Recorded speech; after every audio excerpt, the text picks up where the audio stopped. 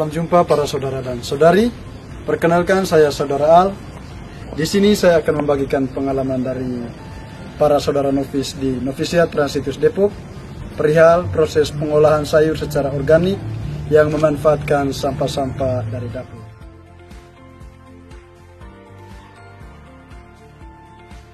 Pada bulan Oktober ini, Gereja Katolik, khususnya Keuskupan Bogor, mengajak kita semua untuk menghijaukan bumi sebagai rumah kita bersama.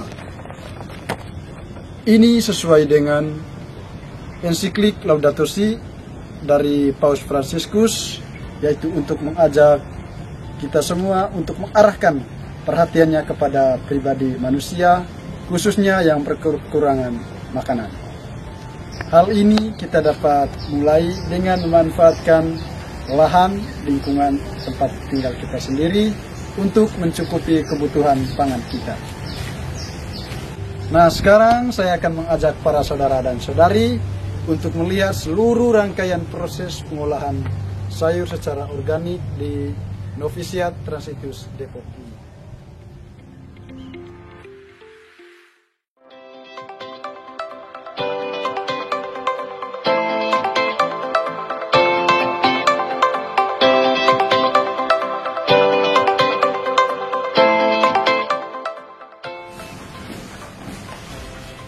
Baik para saudara dan saudari, sekarang saya sudah berada di dapur Novisiat OEV. Di sini saya akan berbincang-bincang dengan saudara Ocek perihal proses pemilahan sampah. Halo saudara Al. Oh, kelihatannya sibuk masak nih hari. Ya, sibuk sekali. Ya. Ini hari ini masak apa? Ya, hari ini kita masak pakcoy dan kubis. Pakcoy dan kubis. Berarti masaknya cuma berdua? Ya, berdua. Ini sayurnya bagus-bagus. Itu sayur beli atau sayur dari hasil sendiri? Oh, sayur-sayur ini kita panen dari kebun sendiri. Baik saudara Cep, para saudara dan saudari juga pengen mengetahui proses pemilahan sampahnya. Mungkin bisa saudara Cep menjelaskan proses pemilahan sampah dari dapur ini yang akan dilakukan. Jadi saudara Al, sampah-sampah di Novisiat ini kita pisahkan menjadi dua bagian, sampah organik dan sampah anorganik. Ya, sampah organik itu seperti sisa-sisa sayur, sisa-sisa makanan, air beras, air cucian beras, lalu nanti juga ada kulit bawang, ya. Ada sisa-sisa cabai yang dijadikan pestisida. Lalu sampah anorganik itu ya plastik. Baik saudara Cep, sampah-sampah yang sudah dipilah ini akan dibuat apa? Nah, jadi sampah sisa sayur akan diolah menjadi pupuk, sisa-sisa cabai dan kulit bawang itu akan diolah menjadi pestisida. Sedangkan sampah plastik, botol-botol plastik, gelas air mineral itu akan dibuat menjadi wadah untuk pembibitan. Ya, wadah pembibitan. Ya. Nah, para saudara dan saudari, kita sudah tahu bersama tadi proses pemilahan sampahnya itu ada dua jenis, sampah organik dan anorganik. Kedua sampah ini tidak bisa digabungkan karena sampah organik ini bisa dijadikan pupuk dan bisa dijadikan juga pestisida. Dan untuk sampah anorganiknya kita bisa gunakan untuk wadah pembibitannya. Baik, terima kasih saudara Ocek. Terima kasih saudara. Waktu dan penjelasannya. Selamat lanjutkan tugas. Terima kasih. Baik para saudara dan saudari, sekarang kita akan melihat proses pengolahan pupuk yang sudah kita pilah bersama. Untuk mengetahui lebih lanjutnya, tetap ikuti saya.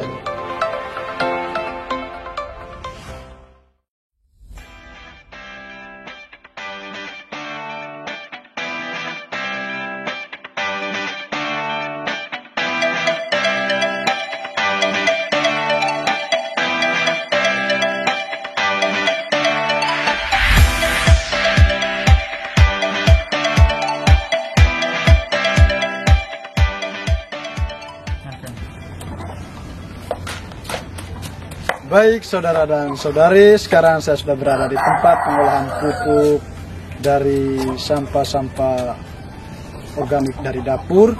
Untuk mengetahui proses pengolahannya, saya akan berbincang dengan saudara Alphonse.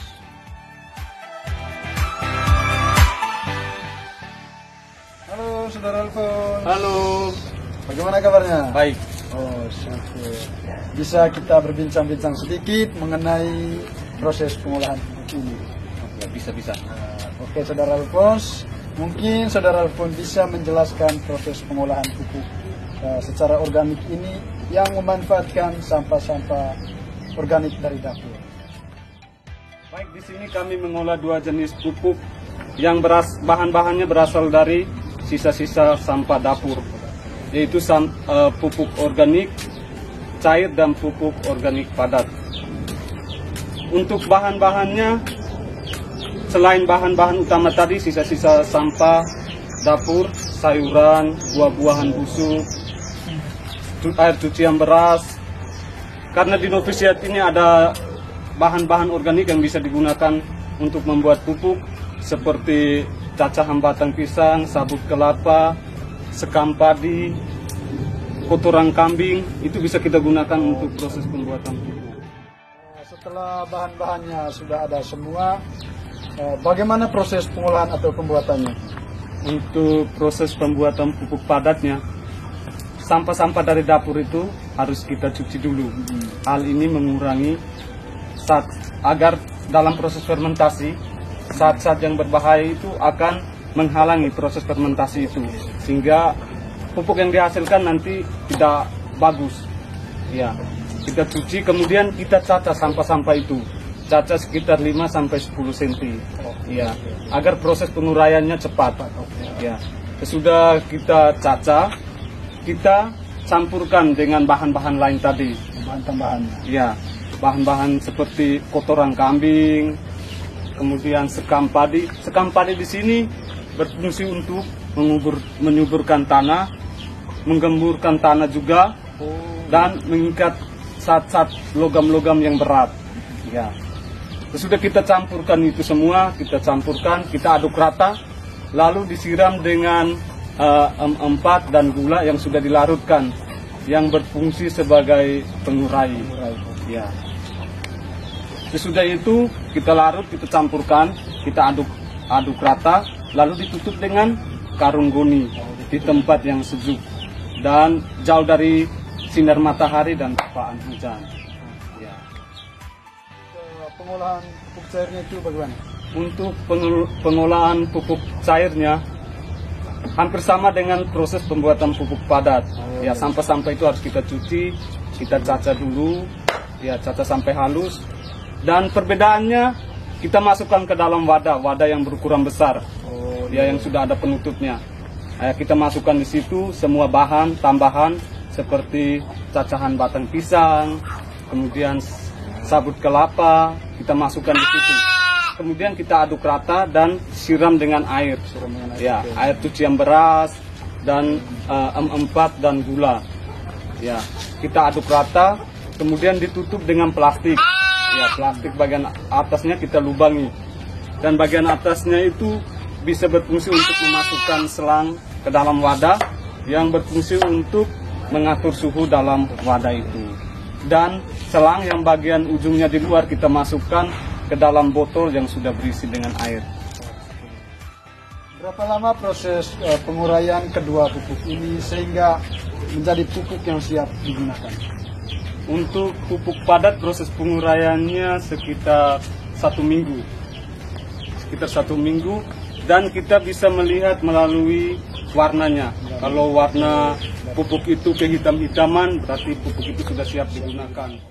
Untuk pupuk cair, proses penguraiannya sekitar 10-14 hari. Ya, kita bisa mengetahui melalui aroma pupuk itu. Kalau pupuk itu berbau fermentasi, berarti pupuk itu sudah siap digunakan dan kualitasnya sangat baik. Saudara dan saudari, kita sudah mengetahui bersama proses pengolahan pupuk dari sampah-sampah organik dari dapur yang dicampur dengan bahan-bahan tambahan yang dapat menjadi pupuk cair dan pupuk padat. Baik, Saudara Alphonse, terima kasih banyak atas waktu dan penjelasannya. Silakan melanjutkan pekerjaannya. Baik, para saudara dan saudari, sekarang kita akan melihat proses pembibitannya yang menggunakan pupuk dari tempat ini.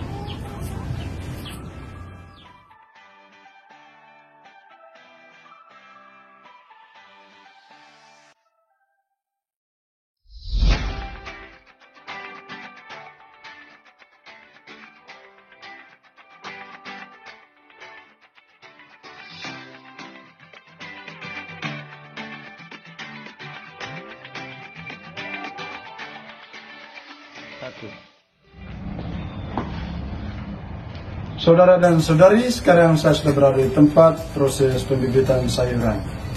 Untuk mengetahui bagaimana proses pembibitan sayuran ini, saya akan berbincang-bincang dengan Saudara Richard.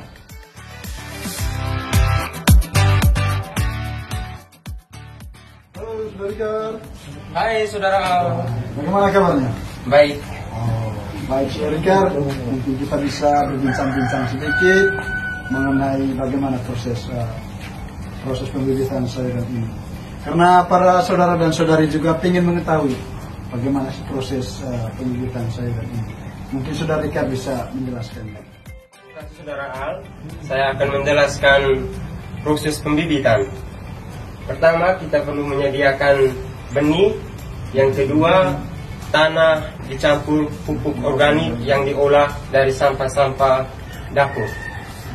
Yang ketiga, kita menyediakan wadah. Dan wadah ini ada dua wadah. Pertama, pot plastik. Yang kedua, tray pot. Pot plastik ini dikumpulkan dari sampah-sampah anorganik seperti gelas mineral dan botol plastik. Jadikan bahan dan medianya. Terus proses penanamannya itu seperti apa?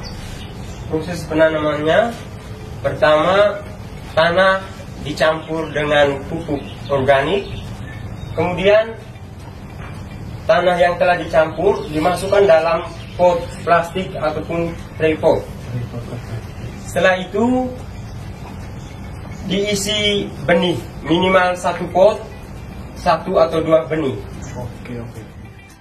Terus untuk proses perawatannya itu bagaimana? Proses perawatannya itu kita boleh siram 1 hari sekali, bisa waktu pagi ataupun sore. Yang kedua, kita hindari sinar matahari langsung dan air hujan karena akan mempengaruhi bibitnya. Terus bagaimana kita bisa mengetahui kalau bibit ini sudah bisa dipindahkan ke bedengan? Pertama, jangka waktunya itu berkisar dari 7 atau 8 hari. Yang kedua, kita bisa melihat ciri-cirinya. Jika telah muncul 2 atau 3 lembar daun, maka bisa dipindahkan. Ataupun jika tingginya telah mencapai 10 cm atau lebih, nah kita juga bisa memindahkannya ke bedengan.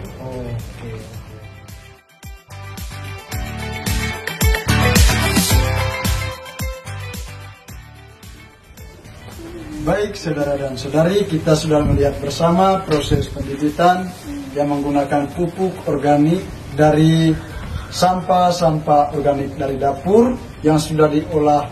Dan di sini juga kita sudah melihat bersama penggunaan sampah anorganik sebagai media untuk proses pembibitannya. Terima kasih Saudara Richard atas waktu dan penjelasannya. Terima kasih Saudara. Baik, saudara dan saudari, sekarang kita akan lihat bersama bagaimana proses penanamannya di bedengan.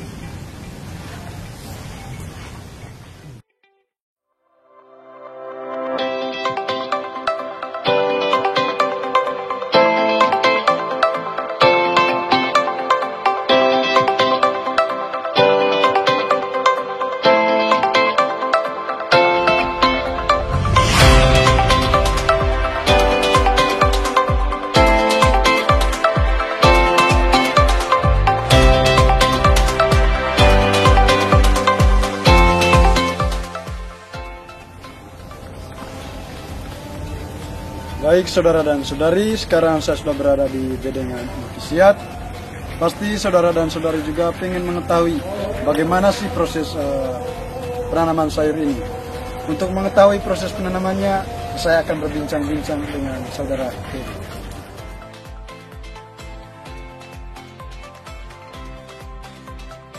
Halo saudara Gary. Oh, saudara, Bagaimana kabarnya? baiklah. Baik saudara Gary, kita akan berbincang-bincang sedikit mengenai penanaman sayur ini. Karena para saudara dan saudari juga ingin mengetahui bagaimana sih proses penanamannya. Mungkin bisa saudara Gary untuk menjelaskan. Saudara, kalau untuk proses penanamannya, di sini kan kita telah menyiapkan beberapa bedengan. Kemudian kita cangkul, lalu kita bikin lubang, lalu masukkan pupuknya. Setelah itu, karena para saudara juga telah menyiapkan bibit di tempat pembibitan, kita masukkan bibitnya ke dalam lubang tersebut. Itu Tadi kan proses penanamannya. Terus proses perawatannya seperti apa?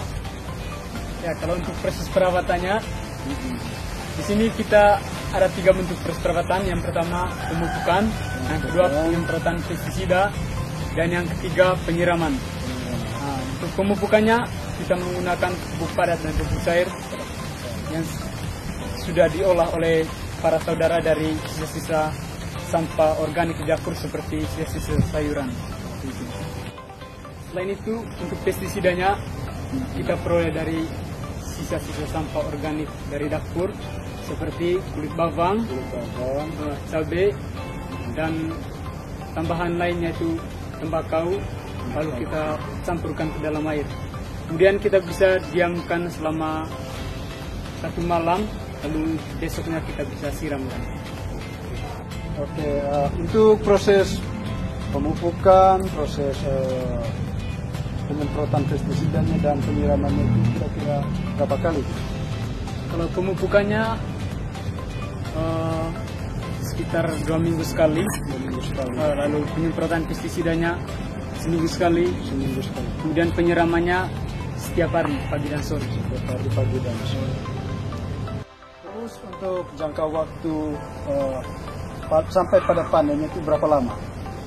Nah, di sini kan ada beberapa jenis sayur yang ada yang jangka panennya lama dan ada yang jangka panennya pendek. Kalau yang lama itu seperti kol, yang pendeknya seperti cabai hijau sama pakcoy. Setelah semua sayurannya dipanen, kita langsung membawanya ke dapur komunitas untuk kebutuhan komunitas. Baik saudara dan saudari, kita sudah melihat bersama proses penanaman sayur ini, mulai dari penanaman, perawatan sampai pada panennya. Baik saudara Gary, terima kasih atas waktu dan penjelasan. Silakan melanjutkan pekerjaan. Saudara dan saudari, setelah ini kita akan menikmati hasil kebun kita sendiri. Kita akan santap siang bersama para saudara yang lain.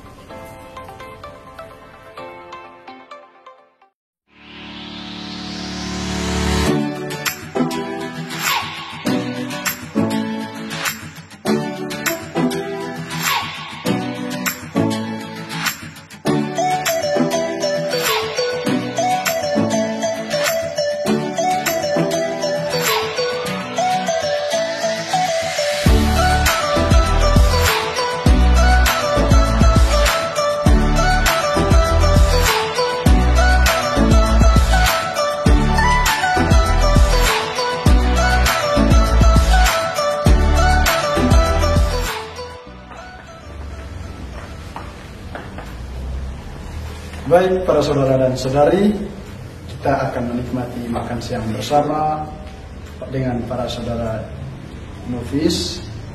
Kita akan menikmati hasil kebun kita sendiri.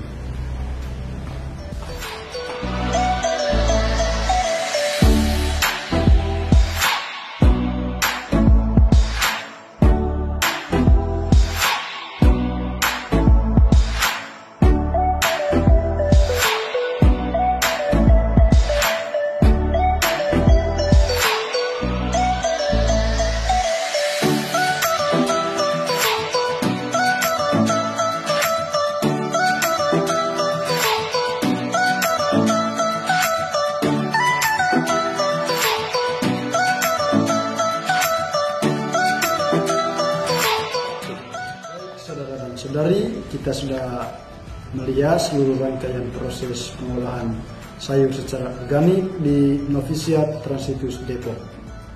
Dimulai dari pemilahan sampah dapur, baik sampah organik dari sisa-sisa sayuran dan sampah anorganik seperti plastik dan gelas air mineral.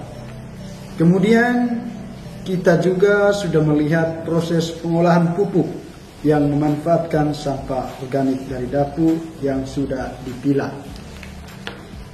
Dan juga proses pembibitannya yang memanfaatkan media tanam dari sampah-sampah anorganik. Dan kita sudah melihat bagaimana proses penanaman dan perawatan sayuran di bedengan dengan menggunakan pupuk dan pestisida alami dari sisa-sisa sampah organik dapur yang sudah diolah. Dan yang terakhir, kita sudah menikmati bersama hasil kebun kita sendiri, yang dimana sayuran organik ini ternyata banyak manfaatnya, baik dari segi kesehatan, gizi, dan aman dikonsumsi. Saya mengajak para saudara dan saudari untuk mulai membudidayakan sayuran secara organik dengan memanfaatkan bahan-bahan di sekitar kita sebagai langkah untuk menghijaukan bumi sebagai rumah kita bersama. Semoga pengalaman dari para saudara novis di Novisiat Transitus Depok ini dapat bermanfaat bagi para saudara dan saudari. Sampai jumpa di lain kesempatan. Salam persaudaraan, Pace et Bene.